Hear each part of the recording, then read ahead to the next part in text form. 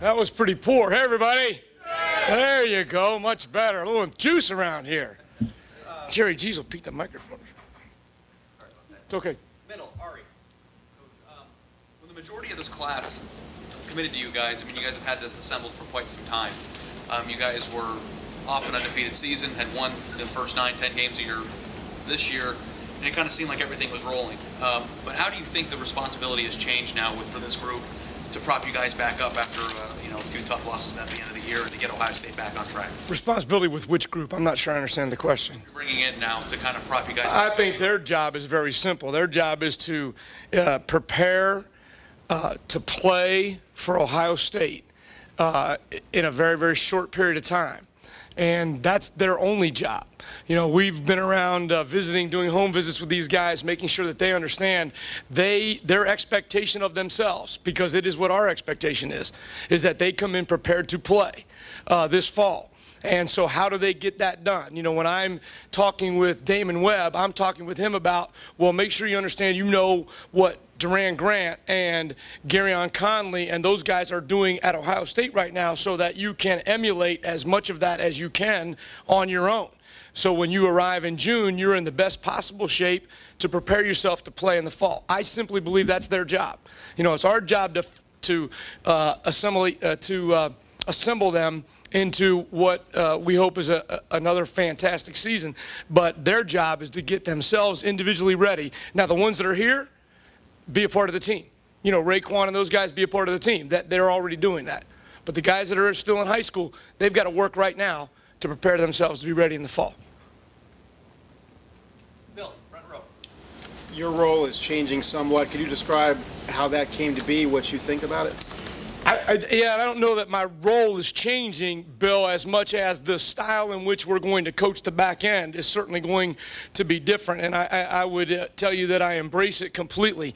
What has to happen in any collective group or part of defense is that everybody's got to be understanding what everybody's doing at all times. I don't think we function very well in isolation.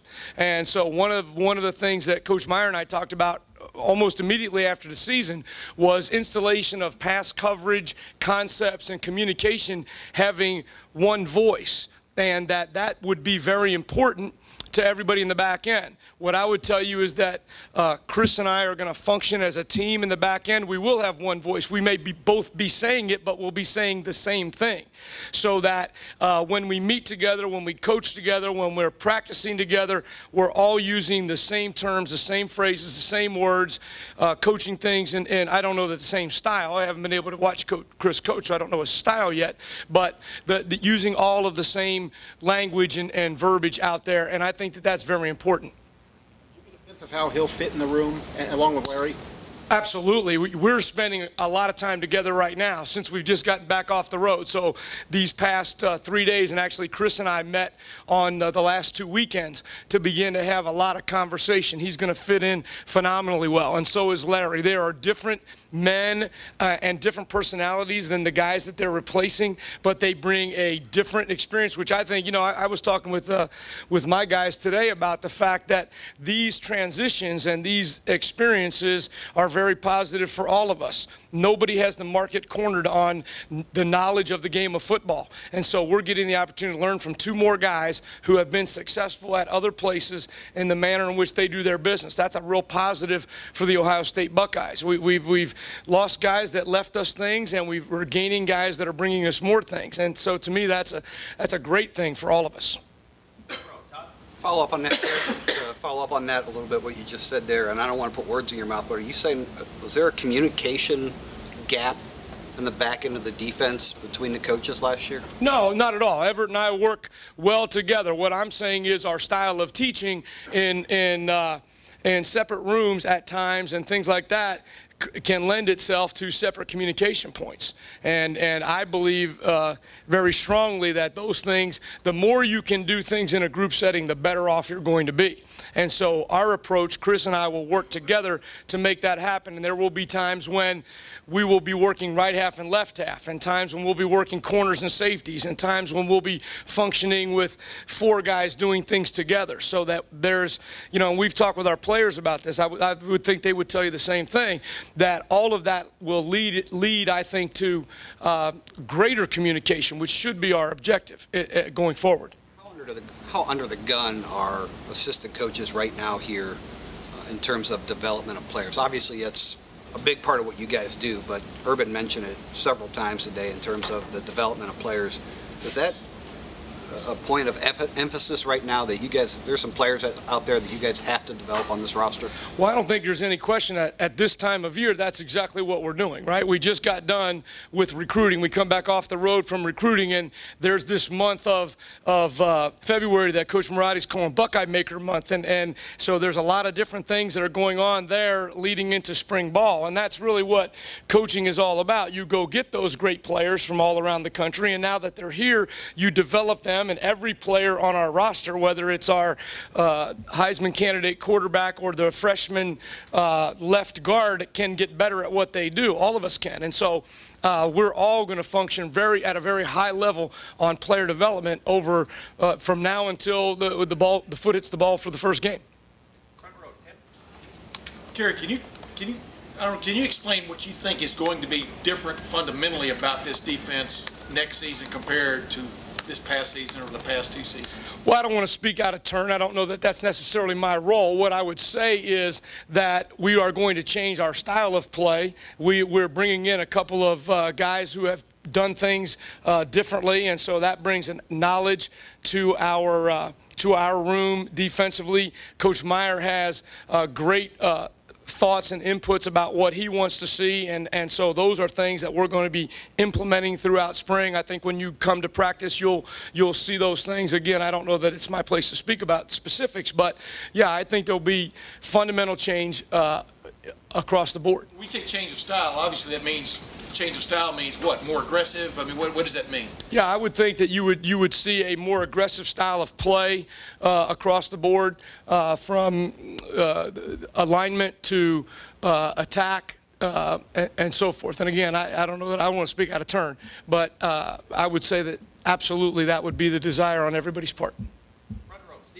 Yeah, Coach, I don't want to go back over chapter and verse what happened in the bowl game, but it looked like guys that hadn't played a whole lot were put into tough positions, and they had big receivers with a lot of experience that made plays. Just from a teaching standpoint, as you went back over that with these guys who you got to win with this upcoming season, just what were the things that maybe they didn't do? In some cases, not looking back for the ball.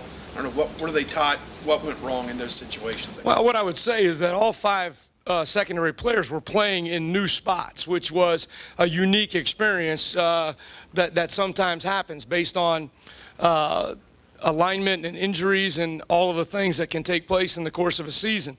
I think that there were tough plays made by a very good offense, and I think our kids will learn and grow from that. I also think that there were positives that came out of that game for our kids. And so our job is to correct mistakes, to develop players, and to move forward with a difference in our approach. And I think our kids are excited about that. In fact, I know they're excited about that, and I would expect that they're going to play with a little bit of a chip on their shoulder.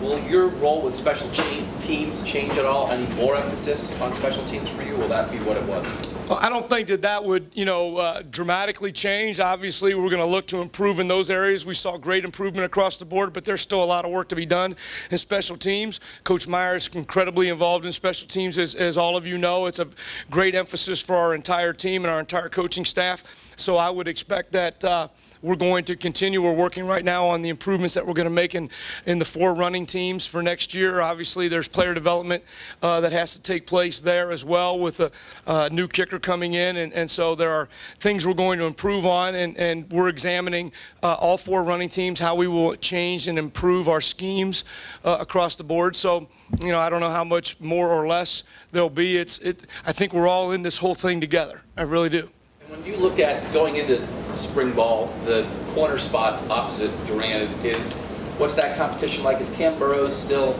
corner guy, or is he maybe a safety or a nickel now, or what's? Yeah, he'll be playing some nickel. He'll be playing some safety. There will be some changes.